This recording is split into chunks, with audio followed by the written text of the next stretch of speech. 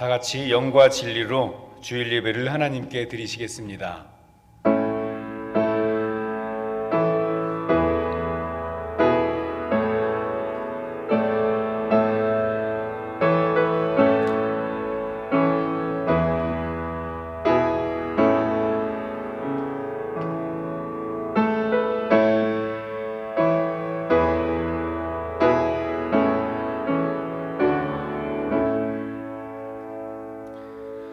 우리가 살아도 주를 위하여 살고 죽어도 주를 위하여 죽나니 그러므로 사나 죽으나 우리가 주의 것이로다. 이를 위하여 그리스도께서 죽었다가 다시 살아나셨으니 곧 죽은 자와 산 자의 주가 되려 하심이라. 아멘.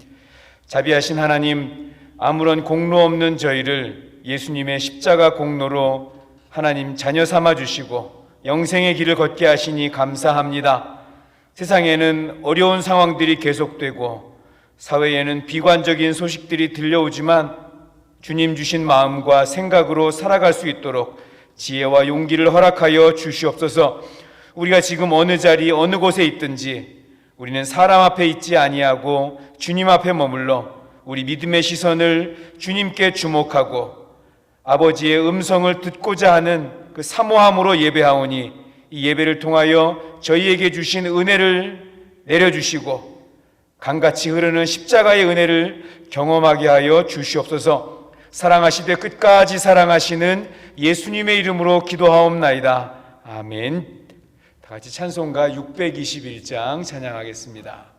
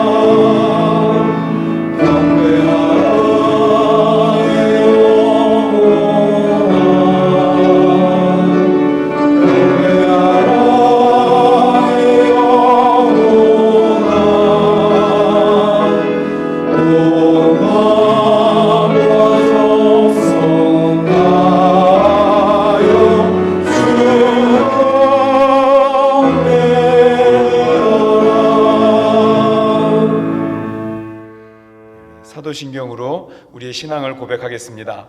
나는 전능하신 아버지 하나님 천지의 창조주를 믿습니다.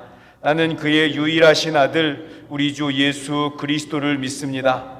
그는 성령으로 잉태되어 동정녀 마리아에게 나시고 본디오 빌라도에게 고난을 받아 십자가에 못 박혀 죽으시고 장사된 지 사흘 만에 죽은 자 가운데서 다시 살아나셨으며 하늘에 오르시어 전능하신 아버지 하나님 우편에 앉아 계시다가 거기로부터 살아있는 자와 죽은 자를 심판하러 오십니다. 나는 성령을 믿으며 거룩한 공교회와 성도의 교제와 죄를 용서받는 것과 몸의 부활과 영생을 믿습니다. 아멘. 찬송가 90장 찬양하겠습니다.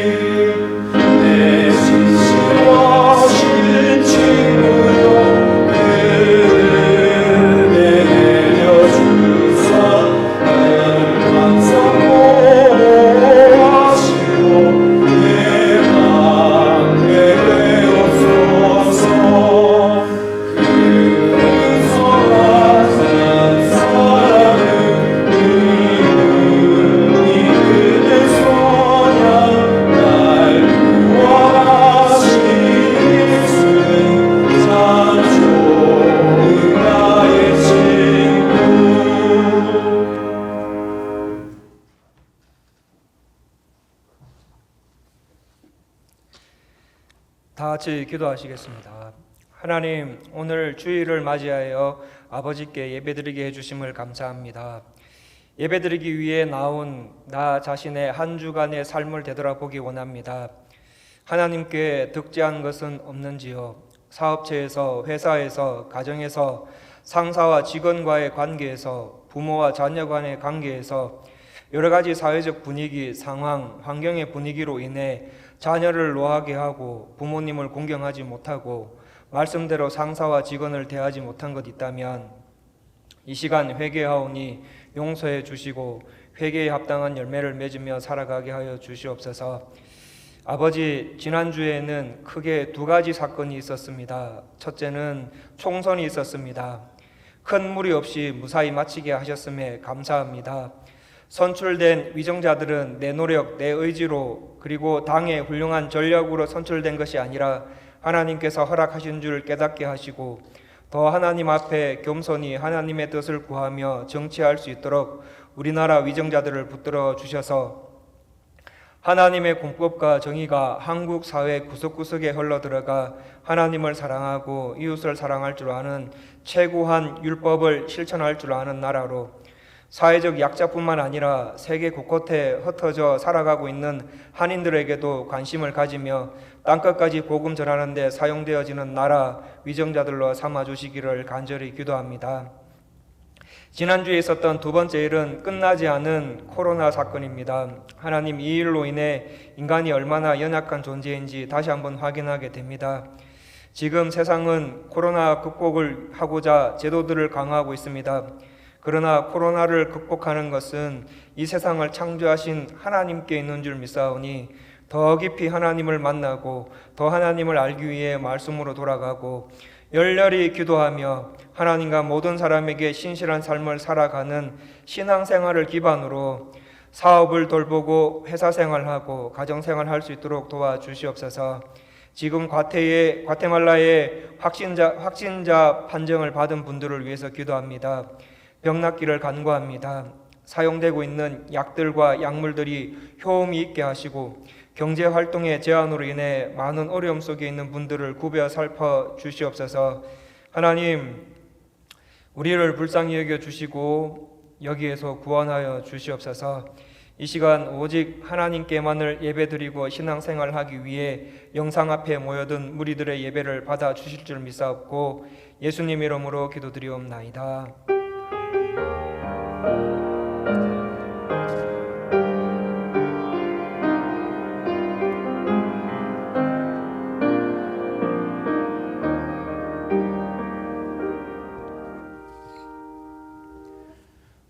오늘 우리에게 주시는 하나님 말씀은 누가복음 1장 26절에서 38절까지 말씀입니다. 누가복음 1장 26절에서 38절 말씀입니다. 신약성경 87면입니다. 제가 오늘 본문 말씀을 봉독하겠습니다. 여섯째 달에 천사 가브리엘이 하나님의 보내심을 받아 갈릴리 나사렛이란 동네에 가서 다윗의 자손 요셉이라 하는 사람과 약혼한 처녀에게 이르니 그 처녀의 이름은 마리아라. 그에게 들어가 이르되 은혜를 받은 자여 평안할지어다. 주께서 너와 함께 하시도다 하니 처녀가 이 말을 듣고 놀라 이런 인사가 어찌함인가 생각하매 천사가 이르되 마리아여 무서워하지 말라. 내가 하나님께 은혜를 입었느니라.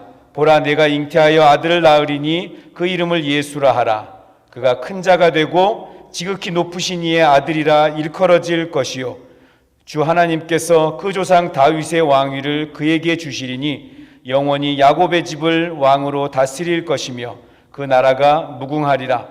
마리아가 천사에게 말하되 나는 남자를 알지 못하니 어찌 이 일이 있으리이까.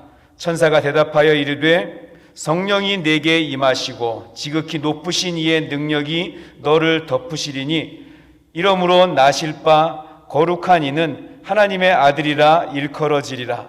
보라, 내 친족 엘리사벳도 늙어서 아들을 배었느니라. 본래 임신하지 못한다고 알려진 이가 이미 6달이 되었나니 대저 하나님의 모든 말씀은 능하지 못하심이 없느니라. 마리아가 이르되 주의 여종이오니 말씀대로 내게 이루어지이다 하매 천사가 떠나가니라. 아멘. 사랑하는 여러분, 보고 싶습니다. 오늘은 주위에 있는 분들이랑 옆에 분들이랑 우리 손가락 하트로 인사를 할까요? 자, 옆에 분이랑 손가락 하트로 사랑합니다. 네, 혼자 예배 드리시는 분은요, 옆에 없으니까 저한테 하세요. 그럼 제가 반사해 드리겠습니다. 사랑합니다. 예.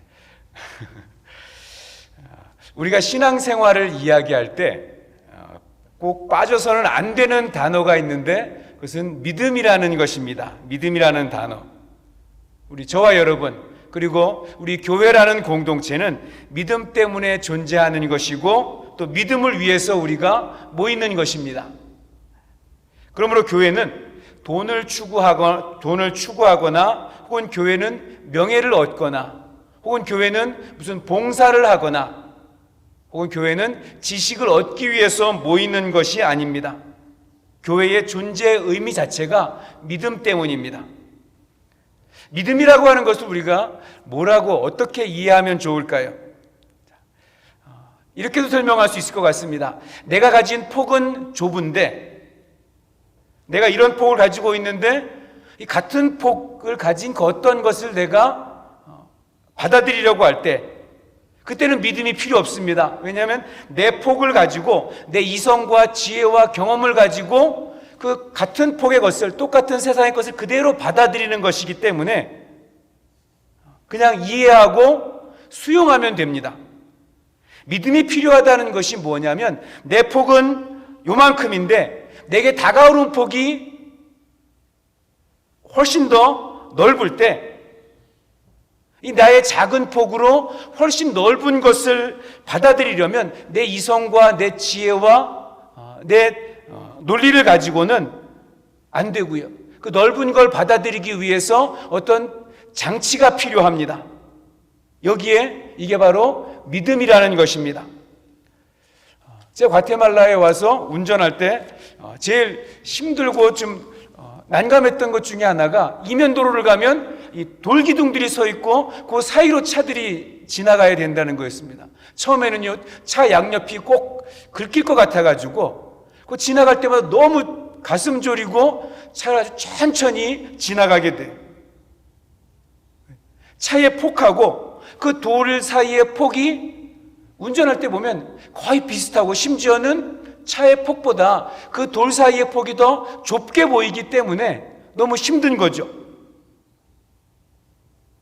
만약 하나님의 폭이 좁고 내 폭이 더 넓으면 그러면 하나님의 것을 내가 받아들이는데 전혀 충돌이나 문제가 생기지 않겠죠. 왜? 내 폭이 넓으니까. 이러면 믿음이 필요 없습니다. 그냥 이해하면 되고 그 정보를 내가 습득하고 받아들이면 되니까. 그런데 나의 폭보다 하나님의 폭이 훨씬 더 넓은 거예요. 내 폭보다 넓은 하나님의 폭을 받아들이기 위해서는 그런 믿음이라는 장치가 필요합니다. 우리 사랑의 교회 식구들이 이 바른 믿음을 가지고 이 하나님의 것을 올바로 받아들이는 그런 믿음 생활 하시기를 주님의 이름으로 축복합니다. 이처럼 바른 믿음을 위해서 우리가 사도신경을 같이 사도신경으로 말씀을 나누고 있는 것입니다.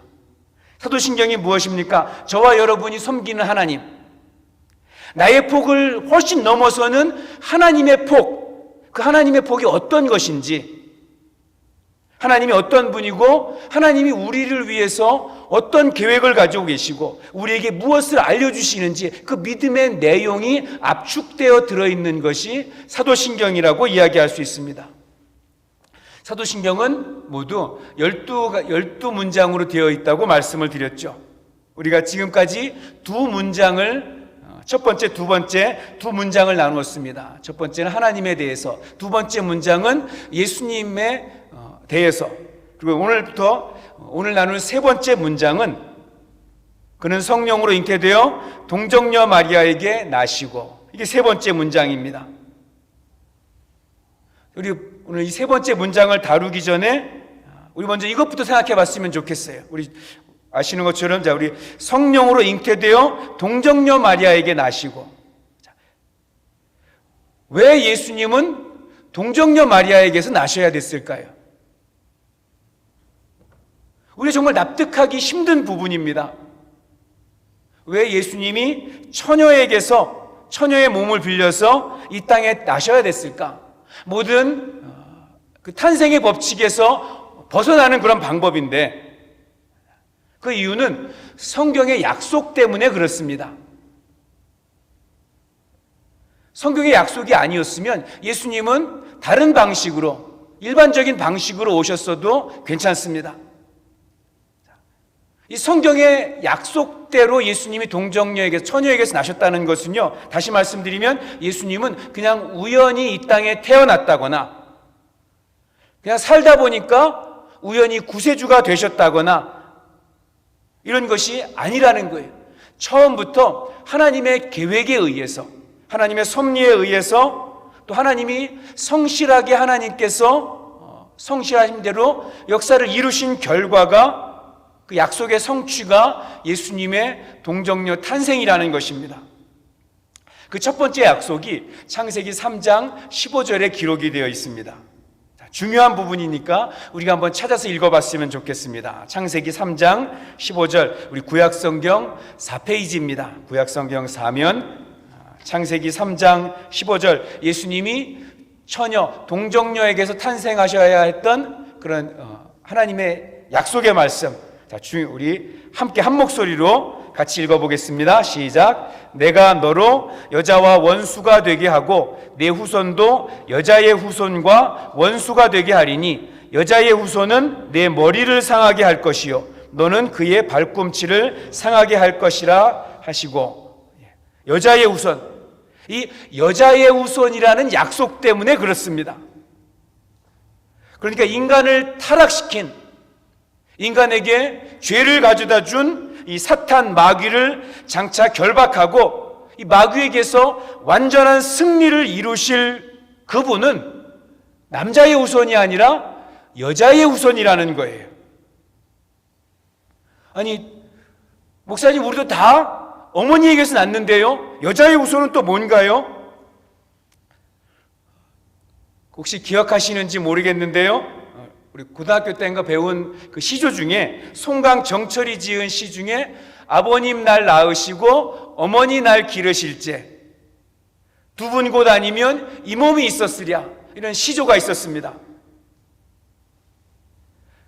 이 시조를 처음 접했을 때는요, 이 송강정철이 시를 좀 잘못 썼나 보다. 아니, 어머니가 낳으시고 아버지가 기르신 거지, 왜 아버지 날 낳으시고 어머니 날 기르신이라고 했을까? 그런데 아니더라고요. 송강정철뿐 아니라 유교의 시경이나 또 소학이나 여러 가지들에도 다 부생모육, 아버지가 낳고 어머니가 길렀다고 기록이 되어 있어요. 우리는 배에서 태어난 다음에 길러진다고 생각을 하는데, 전통적인 유교에서는 뱃속에 이미 아기가 생기면 그때부터 키우는 거예요. 그러니까 남자의 몸에서 생명이 시작돼서 여자의 몸에서 자라나는 거예요. 그리고 출생하는 거죠. 그러니까 모든 인류는 누구의 후손이냐면 남자의 후손인 거예요. 그리고 어머니의 몸에서 자라는 거죠. 그런데 성경은 세상을 구할 메시아가 남자 없이 여자의 후손으로 온다고 그렇게 예언을 하고 있습니다. 그래서 그리스도 되신 예수는 남자를 알지 못하는 처녀의 몸, 여자의 몸에서 나고 생기고 출생하셔야 된다는 거죠. 두 번째로는요, 구세주, 그러니까 그리스도가 되어서 그리스도로 오셔서 세상을 구원하고 모든 죄를 다 속해주기 위해서는 율법의 요구를 완벽하게 이루시는 분이 되어야 한다는 것입니다. 그 율법의 요구를 완전하게 이루기 위해서는 여자의 몸을 빌려서 와야 된다는 것입니다. 예수님께서 율법의 요구를 이루기 위해서 완전한 사람이지만 완벽한 사람이지만 또 죄는 없는 완전히 의로운 분으로 존재하셔야 된다는 거죠. 그런데 남자의 후손으로 오면 아담부터 태생적으로 이어오는 몸에 원죄가 들어오고, 그러면 죄를 속할 메시아로서의 자격이 없는 거죠. 내가 죄가 있기 때문에 내 죄값을 치러야 되니까. 그러니까 예수님께서 굳이 여자의 몸으로 탄생하시지 않고 하나님 막 천사가 나타나는 것처럼 짠 하고 세상에 나타나서 그래서 죄값을 다 치러주실 수도 있겠지만, 그렇게 하지 않고 죄도 없고 또 동시에 완전한 인간으로 오셔야 했기 때문에, 남자 없이 여자의 몸으로 났기 때문에 예수님의 육신은 죄의 유전이 없이, 죄 없이 잉태되신 것입니다. 다만 처녀 마리아의 몸을 통해서 살과 뼈를 취하시고 죄는 없는, 죄를 제외한 모든 인성을 마리아에게서 취하신 것이죠. 이게 바로 예수님께서 동정녀 마리아에게서 태어나셔야 했던 이유입니다. 그리고 이제 오늘 본문입니다. 오늘 본문의 내용은 우리가 잘 아는 내용이죠. 처녀 마리아에게 하나님께서 천사 가브리엘을 보내셔서 그에게 아들을 낳게 될 것이다 라고 말씀해 주시는 내용입니다. 당황스럽죠? 그죠? 당황스러운 내용이에요. 아니, 좀 이따 하겠지만 처녀가 아기를 낳는다니, 여러분, 이처럼 성경의 이야기와 우리들의 생각이 충돌을 일으킬 때가 있어요. 다시 말하면 우리의 복은 이런데 이만한 복이 우리에게 다가오는 거예요. 그러면 충돌이 일어나잖아요.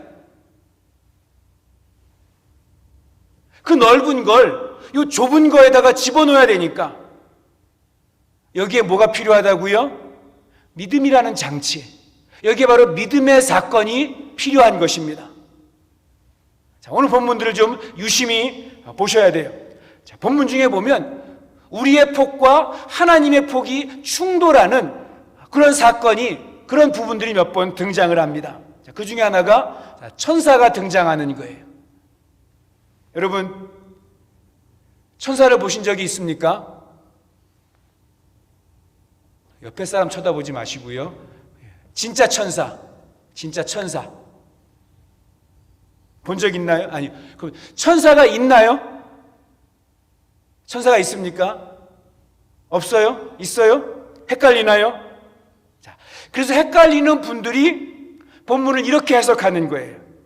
사실은 이때 진짜 천사가 나타난 게 아니라 예수님의 탄생이 그만큼 의미 있기 때문에 설화 또는 신화라는 옷을 입혀서 우리 예수님은 다른 사람들과 탄생부터가 다른 분이다, 이걸 보여주려고 문학적인 장치로 이해하려는 그런 사람들이 있습니다. 마치 위인들이 태어날 때 하늘에 막 용이 나타났다든지, 아니면 하늘에서 큰 소리로 이름을 불렀다든지,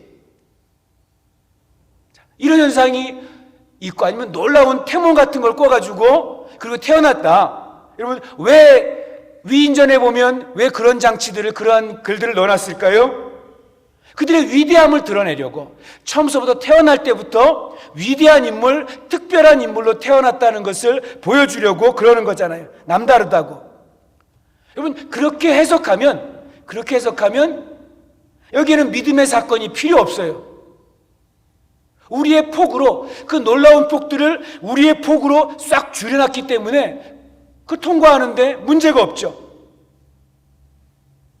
그러나 저와 여러분은 성경을 어떻게 이해하기로 결심한 사람들입니까? 저희는 성경을 하나님의 말씀으로, 성경에 기록된 그대로, 내 폭은 이렇지만, 내 폭은 좁지만 하나님의 성경이 하나님의 넓은 폭을 이야기하고 있다면 그 간격을 메우는 게 내 머리로는 어렵죠. 힘들어요. 하지만 믿음이라고 하는 하나님의 선물을 가지고 내 작은 폭에 하나님의 폭을 담기로 결정한 사람들이잖아요. 여러분, 천사가 있나요? 없나요? 있습니다. 저는 고민하지 않아요. 왜요? 나보다 넓은 폭을 가지고 계신 하나님이 천사를 말씀하셨기 때문에. 자, 또 어떤 충돌이 있냐면요. 자, 여러분, 마리아는 아직 처녀예요. 동정녀 마리아. 우리 오늘 사도신경에서 이야기한 것처럼 동정녀 마리아입니다. 그런데 마리아에게 천사가 하나님의 말씀을 전하기를 내가 잉태하여 아들을 낳을 거래요. 어떻게 잉태하냐면 성령으로 잉태할 거랍니다. 여러분, 영이신 하나님이 영이신 성령으로 아기가 잉태될 수 있나요? 우리의 폭은 어떻습니까? 우리가 가진 폭은 아이가 어떻게 잉태돼요? 남자와 여자의 성적인 결합으로 아이가 잉태되는 거잖아요. 이게 우리가 가진 상식이고 우리가 가진 폭이에요. 초등학교 아이들도 요즘에는 다 이 상식을 압니다. 그런데 지금 천사가 뭐라고 이야기하냐면 마리아에게 성령으로 잉태되게 될 거래요. 이제 마리아에게는 충돌이 생겼어요. 마리아의 그 인간의 작은 폭에 하나님의 큰 폭이 다가오니까 갈등이 생기고 문제가 생긴 겁니다. 자, 그게 어디냐면 본문 34절입니다. 본문 34절 제가 한번 읽겠습니다. 마리아가 천사에게 말하되 나는 남자를 알지 못하니 어찌 이 일이 있으리이까? 무슨 말입니까? 그럴 리 없다는 거예요. 그럴 리 없다는 거예요. 난 아직 처녀라는 겁니다. 그런데 내가 어떻게 아이를 낳을 수 있겠냐는 거예요. 불가능하다는 거죠. 그게 내 폭이라는 거예요. 마리아의 말이 틀렸습니까? 맞습니까? 마리아의 말 맞는 말이잖아요. 그런데 35절부터 37절까지 하나님의 말씀으로 하나님께서 마리아에게 설명을 해주십니다. 하나님의 말씀이 들려오는 거예요. 하나님의 말씀이 들려오니까 내 좁은 폭에 하나님의 넓은 폭이 담기는 겁니다. 38절에 하나님이 말씀하시고 나서 하나님의 말씀을 듣고 나서 마리아가 뭐라고 고백을 합니까? 말씀대로 내게 이루어지이다. 말씀대로 내게 이루어지이다. 내 폭은 좁았는데 하나님의 말씀을 통해서 하나님의 넓은 폭이 들어와 버린 거예요. 우리 사랑의 교회 식구들이 성경을 읽을 때마다 말씀을 들을 때마다 저와 여러분에게 바로 믿음의 사건이 일어나기를 주님의 이름으로 축복합니다. 자, 그래서 성경에 이 믿음의 이야기가 나올 때마다 누가 등장하냐면 하나님이 꼭 등장을 하세요. 자, 마리아가 반론하죠. 하나님 불가능합니다. 그런데 하나님이 말씀하세요. 아니, 가능해. 전능한 창조주인 나에게는 능하지 못함이 없어. 그리고 이게 은혜라고 성경은 이야기하는 거예요. 은혜. 여러분, 은혜가 뭐냐면요, 나에게는 불가능해요. 내 폭으로는 불가능해요. 그런데 하나님에게는 가능해요. 나에겐 불가능한데 하나님에게 가능한 사건이 나에게 일어나는 거예요. 나에게 이루어지는 거예요. 저는 오늘도 우리 사랑의 교회 식구들에게 여러분들이 하나님 앞에 이렇게 예배하면서 하나님의 은혜를 경험하게 되기를 주님의 이름으로 축복합니다. 하나님 앞에 나올 때 내 인생은 빵점이야.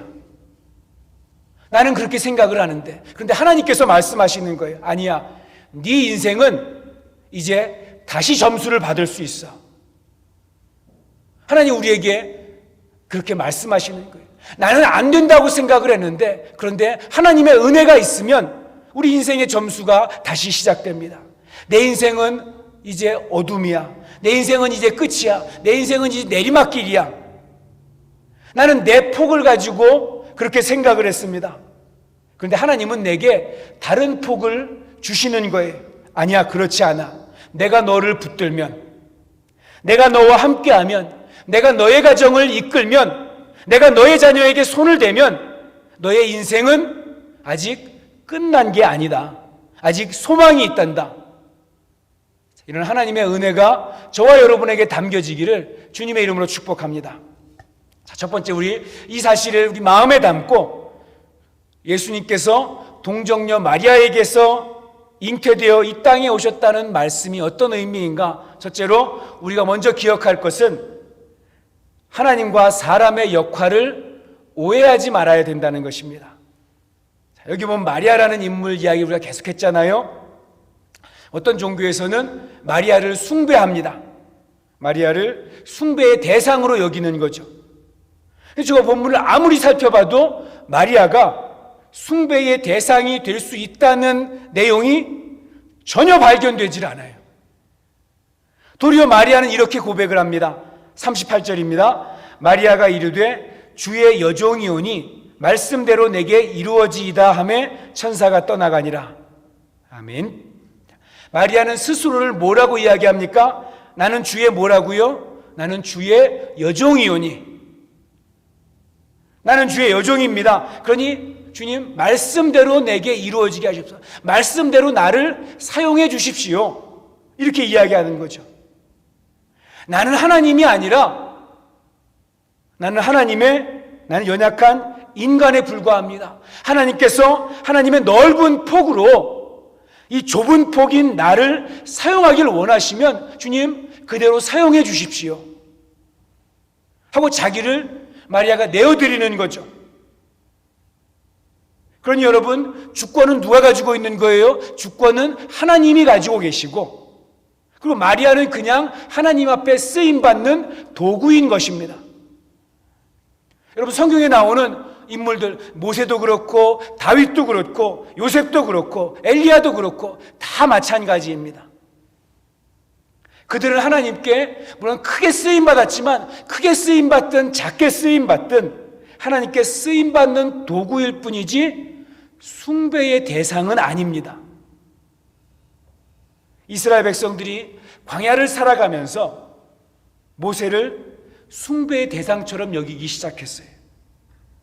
그러자 그들이 우상 숭배에 빠져버립니다. 도저히 불가능한 것 같았던 애굽에서 모세가 자기들을 이끌어내고 홍해를 가르고 물을 주고 만나를 내리게 하고 점점점 하나님은 잊혀지고 모세만 크게 보이는 거예요. 그래서 모세가 40주야를 시내산에 올라가서 하나님의 율법을 받을 때 이스라엘 백성들이 두려워 떨기 시작합니다. 그 이유가 무엇입니까? 우리를 애굽에서 이끌어낸 모세가 지금 우리에게 없다는 거예요. 모세가 우리 곁에 없는데 우리가 어떻게 사냐는 것입니다. 이렇게 두려워하기 시작해요. 왜요? 언제부터인가 하나님은 사라져버리고 모세만 보고 있으니까.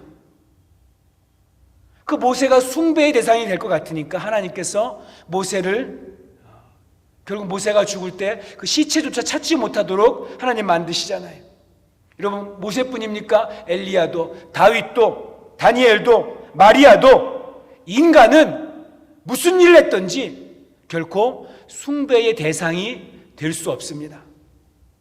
아무리 큰 일을 했어도 그들은 하나님께 쓰임받는 도구일 뿐입니다. 우리 이런 설교를 많이 듣잖아요. 다윗 같은 믿음을 가져야 합니다. 요셉 같은 사람이 되어야 합니다. 그런데 어느 목사님이 책에다가 이렇게 썼더라고요. 뭐라고 썼냐면, 만약에 다윗이 성도들에게 설교를 한다면 다윗 스스로가 그렇게 설교했을까요? 이렇게 묻는 거예요. 다윗이 성도들에게 여러분, 저처럼 믿음의 삶을 살아야 합니다. 저처럼 하나님을 잘 섬기며 살아야 합니다. 저를 본받으십시오. 이렇게 다윗이 설교했을까요? 여러분 어떻게 생각하세요?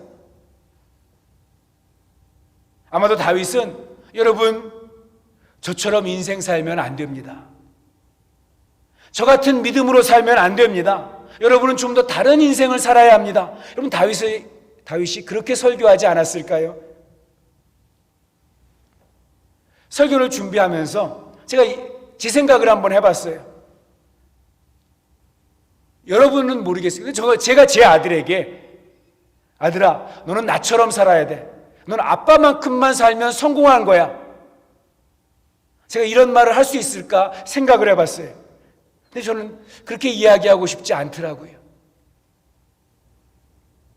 너는 아빠하고 다른 인생을 살아야 돼. 더 하나님 앞에 바른 믿음을 가지고 고난과 역경이 있어도 하나님만 붙잡고 시간을 통과하고 죄를 이기고 하나님 주신 달란트를 잘 개발하고, 저는 그런 말 하고 싶지 저 닮으라고 아빠만큼만 하라고 이렇게 이야기하지 않을 것 같아요. 성도 여러분, 마리아도 하나님 앞에 쓰임받는 도구에 불과합니다. 그런데 오늘날 우리가 자주 착각에 빠지는 것이 있어요. 자주 오해합니다. 믿음이 좋다고 하면 자꾸 하나님의 역할과 내 역할을 오해하고 내가 자꾸 하나님의 역할을 하려고 들어요.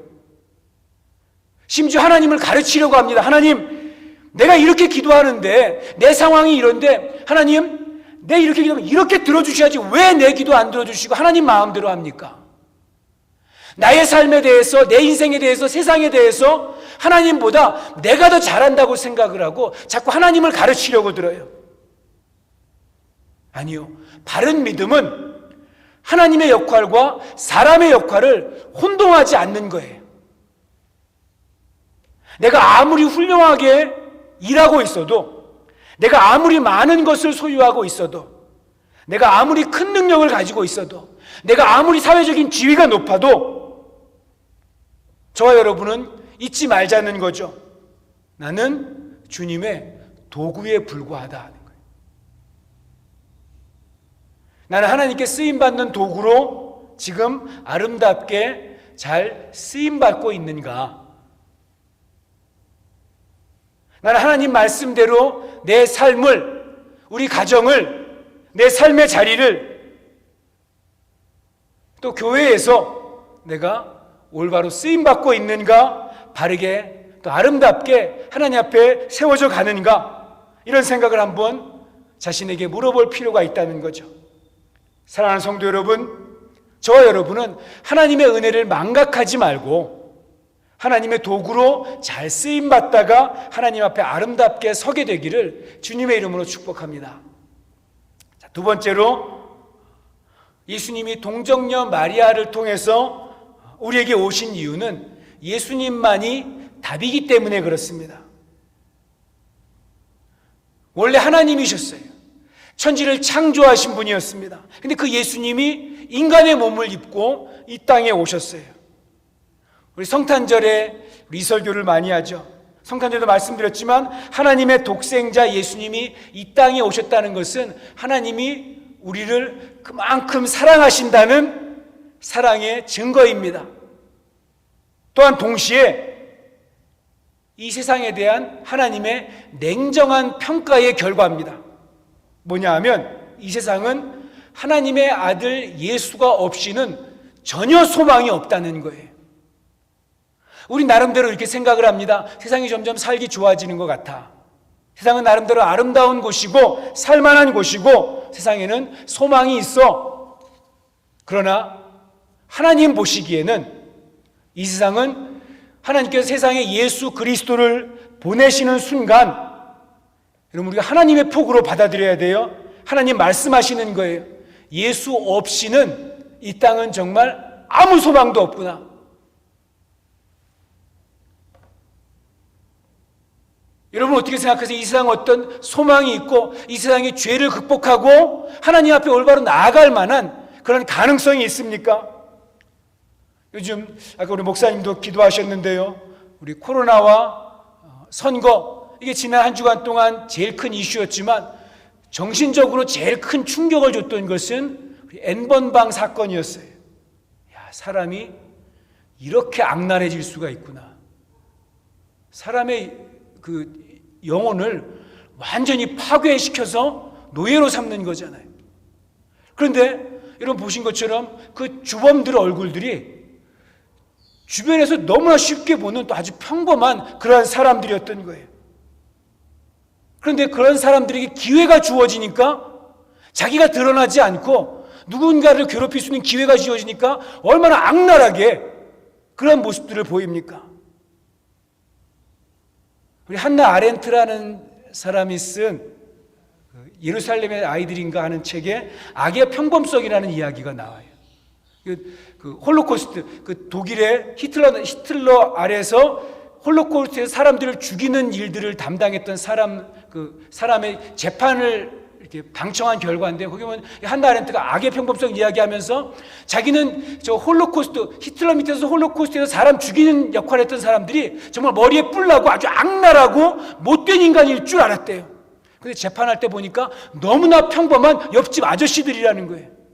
또 실제로 삶에서는 아주 가정적이고 또 주위 사람들에게 아주 가정적이고 선하고 모범적인 사람들 인정을 받으며 사는, 이외에 도망갔다가 아르헨티나에서 막 잡아오고 이러는데, 근데 주위 사람들이 다 절대 그럴 리 없다고, 그 사람 너무나 착한 사람이라고 이렇게 이야기를 했대요. 그런데 자기에게 권력이 주어지고 죄를 지을 수 있는 기회가 오니까 누구보다도 악랄하게 그 일들을 한 거죠. 그래서 악은 뭐 마귀같이 이런 모습이 아니라 평범함 속에 숨어 있다는 이야기를 하는 거예요. 인간에게 희망이 있습니까? 우리 모두에게는 이 악의 평범성들이 숨어져 있는 거죠. 들어와 있어요. 하나님은 그 인간의 죄성 때문에 인간에겐 도저히 소망이 없다는 걸 아시고 우리에게 예수 그리스도를 보여주신 거죠. 하나님은 아니라는 거예요. 인간에게는 스스로 죄의 문제를 해결할 수 있는 능력이 없다는 것입니다. 인류는 죄의 문제를 해결하지 않고서는 인간의 진짜 문제를 해결할 수 없습니다. 그래서 예수님을 보내주신 거죠. 독생자 예수님이 이 땅에 오시지 않고서는, 십자가에 죽지 않고서는, 만약에 예수님이 십자가에 죽지 않고서 예수님이 인간의 몸으로 이 땅에 오지 않고도 해결할 수 있는 방법이 단 한 가지라도 있었으면 하나님은 그 방법 쓰셨을 거예요. 왜요? 예수님 하나님이 너무나 사랑하시는 하나님의 독생자고 하나님의 본체시잖아요. 그런데 예수 없이는 세상이 회복될 수 없기 때문에, 죄의 문제를 해결할 수 없기 때문에, 죄의 문제를 해결하지 않고서는 어떤 사람도 희망이 없기 때문에, 예수 없이 소망이 없기 때문에 예수를 독생자 동정녀 마리아를 통해서 이 땅에 보내신 거죠. 예수 없이 내 인생이 잘 될 것 같지만 그렇지 않다는 것입니다. 내 인생에 물질이 조금 더 있으면 내가 괜찮을 것 같고, 명예가 조금 생기면 내가 잘 살 것 같고, 조금 더 건강해지면 내가 행복해질 것 같고, 내가 사는 세상이 더 아름다워질 것 같고, 내 인생에 소망이 있을 것 같지만, 그러나 하나님은 아니라고 말씀하시는 거예요. 예수가 없이는 안 된다는 것입니다. 예수가 없으면 지금 나는 잘 살고 있는 것 같지만, 그러나 그것으로 잘 사는 게 아니라는 것입니다. 예수가 없으면 지금 내가 물질을 가져서 풍족한 것 같지만 그것으로 안 될 거라는 거예요. 예수가 없으면 지금 내가 건강하고, 지금 나에게 비전이 있고, 지금 나에게 계획이 있어서 뭔가 이루어내고 뭔가 잘 될 것 같지만, 그러나 그것 가지고 안 된다는 것입니다. 만약 그것 가지고 되고, 그런 것 가지고 내가 행복해질 수 있고, 그런 것 가지고 나의 문제가 해결될 수 있다면 예수님 안 오셔도 되니까. 근데 예수 없이는 우리의 삶이 아무것도 아니라는 것입니다. 이게 요한복음 15장 포도나무 비유의 내용이잖아요. 나는 포도나무요, 너희는 가지니 너희가 나를 떠나서는 아무것도 할 수 없느니라. 아무것도 할 수 없다는 말이 무엇입니까? 결국 영이 된다는 거예요. 영. 예수 없이는, 예수 없는 인생은, 예수 없는 가정은, 예수 없는 사회는 결국 영이라는 것입니다. 지금은 잎이 무성해 보여요. 희망이 있는 것 같아요. 물질이 있는 것 같아요. 잘 되는 것 같아요. 그러나 예수 없는 개인은, 예수 없는 인생은, 예수 없는 가정은, 예수 없는 교회는, 예수 없는 세상은 결국에는 0입니다. 우리의 작은 폭으로 이 이야기가 잘 받아들여지지 않을 수 있어요. 그래서 여기에 믿음이 필요합니다. 예수님은 우리에게 액세서리로 오신 것이 아니에요. 내가 인생 잘 살아가고 있는데 내가 잘 살아가는 인생 마치 윤활유 바르는 것처럼 더 잘 되기 위해서, 더 잘 돌아가도록 날 도와주기 위해서 오신 것이 아닙니다. 예수님 우리에게 전혀 다른 이야기를 하고 계시는 거예요. 예수 없는 인생은 0이 된다는 걸 이야기해 주시는 거예요. 그러나 예수를 품고 살아가면, 나의 좁은 폭이기 때문에 예수를 받아들이는 것이 쉽지 않지만, 그러나 믿음으로 예수를 품게 되면 0인 것 같지만, 연기인 것 같지만, 어둠인 것 같지만, 절망인 것 같지만 다시 살아날 수 있는 소망이 우리에게 있다고 우리 주님께서 말씀해 주시는 것입니다. 저는 사랑하는 우리 사랑의 교회 식구들이 이 예수를 마음에 담고 살아가시기를 주님의 이름으로 축복합니다. 기도하겠습니다. 하나님 아버지, 감사합니다. 오늘도 비록 영상이지만 예배할 수 있게 하시니 감사합니다. 힘들고 어려운 시간을 지내고 있지만 하나님의 은혜로 견디고 있습니다. 사랑하는 주의 자녀들에게 용기를 주셔서 어떤 상황이든지 잘 이겨나가고 믿음 안에서 승리하게 하여 주시옵소서. 이 세상에 예수만이 영원한 소망임을 꼭 기억하면서 그 예수님께 나의 폭을 맞추고 놀라운 믿음의 경험을 하고 은혜를 맛보며 살아가는 사랑의 교회 식구들 되게 하여 주시옵소서. 어떤 사정과 형편 가운데 우리 성도들이 있습니까? 하나님, 우리 한 사람 한 사람 찾아가 주셔서 주님 때문에 새 힘과 용기를 얻게 하여 주시고, 보지 못하였던 것들 보게 하시고, 듣지 못했던 음성을 듣게 하시고, 알지 못했던 하나님의 마음이 깨달아지는 은혜가 꼭 있도록 함께하여 주시옵소서. 영상으로 드린 예배지만 하나님의 만져주심으로 우리의 인생의 변화와 결단이 있게 하여 주시옵소서. 혹여나 병든 자 치유함 받게 하시고, 혹시라도 절망한 자 소망을 갖게 하여 주시옵소서. 우리와 함께 하시고 우리를 사랑하시는 예수님의 이름으로 축복하며 기도하옵나이다. 아멘. 찬송가 317장 1절 부르면서 준비한 예물 드리겠습니다.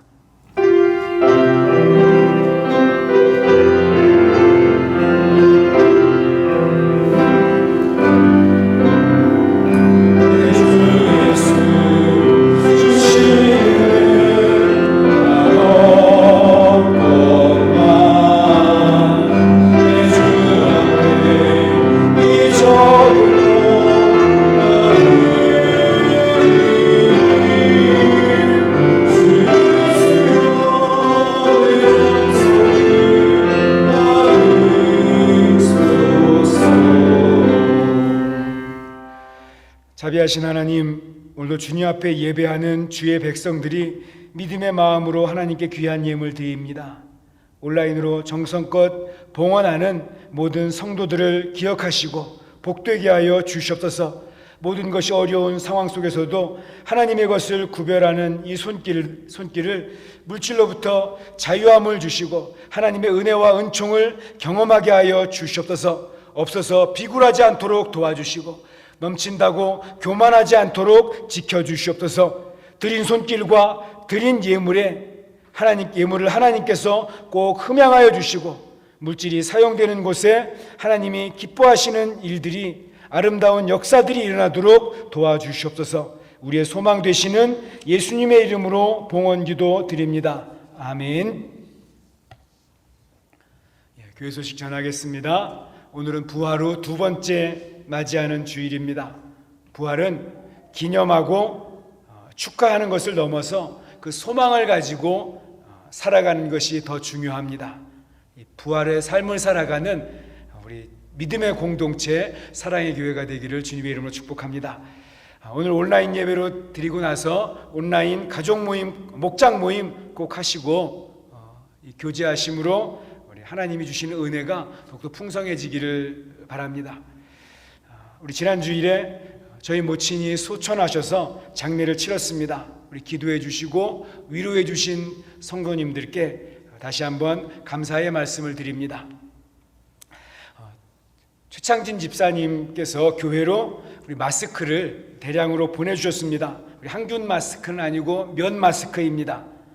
필요하신 분들은 미리 전화를 주시고 교회를 방문하시면 저희들이 우리 또 적은 필요한 양으로 포장을 해서 우리 전해드리도록 하겠습니다. 우리 사랑의 교회 식구들 어디에 있든지 우리 서로 떨어져 있는 동안 하나님의 자녀답게 늘 승리하면서 지내시기를 간절히 바랍니다. 우리 다 같이 찬송가 595장 찬양하시겠습니다.